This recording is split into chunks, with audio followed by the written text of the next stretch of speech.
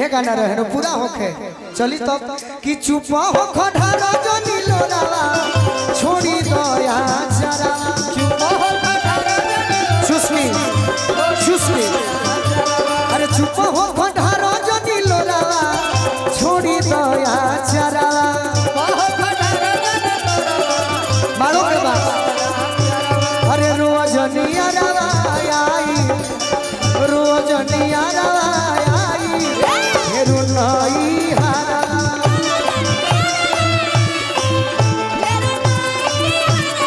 रोजनिया रवा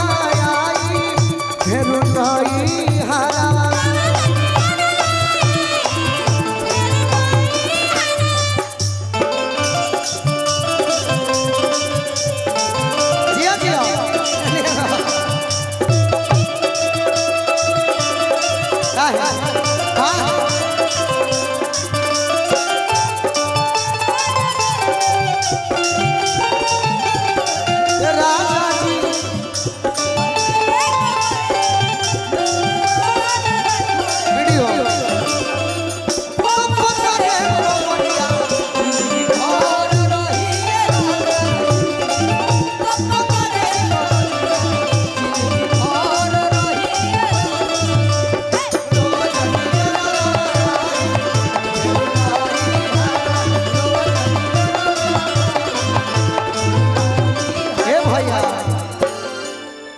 धन्यवाद हम करो तनी कि बड़ी दिन पहले के गीत राहुल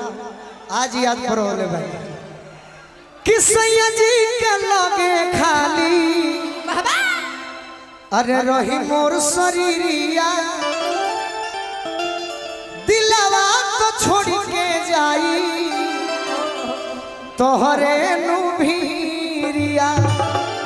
हम ससुरा जाते नहीं बाकी टेंशन मत लो अरे जुदा हो के याद में छछनी के धोई वो गजरा जख्मी भैया ने लिखा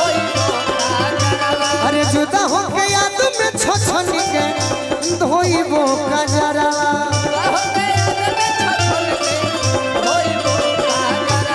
रोजनिया रवा आई अरे रोजनिया रवा आई फेरू नई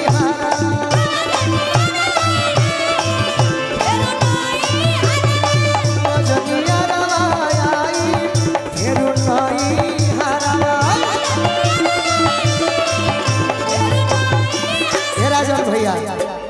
ये हमारे ऋषभ भैया हमारे समाज के साथ और हमें बहुत ही मानने वाले सुमन भैया के माध्यम से शशि भैया के माध्यम से पहला बार रही और घरी से हमने के पारिवारिक संबंध हो गई ऋषभ भैया के बड़ी प्रेम मिलल और का भल के हुकनो मानी दुनिया के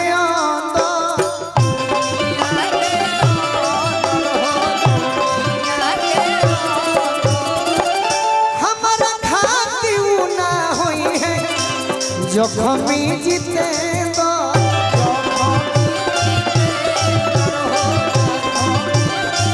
राजन भैया मौर्या स्वीट संचार जयपुर चौक चौराहा विपिन जी के तरफ से पुरस्कार मिलल बीएसपी वीडियोग्राफी बबलू बेदर्दी जी जफराहा मंगल चौक बैंक ऑफ इंडिया के बगल में वैशाली खुशी नहीं मिली दी है बोलू राजा प्यारा अरे खुशी नहीं मिली दी है बोलू राजा प्यारा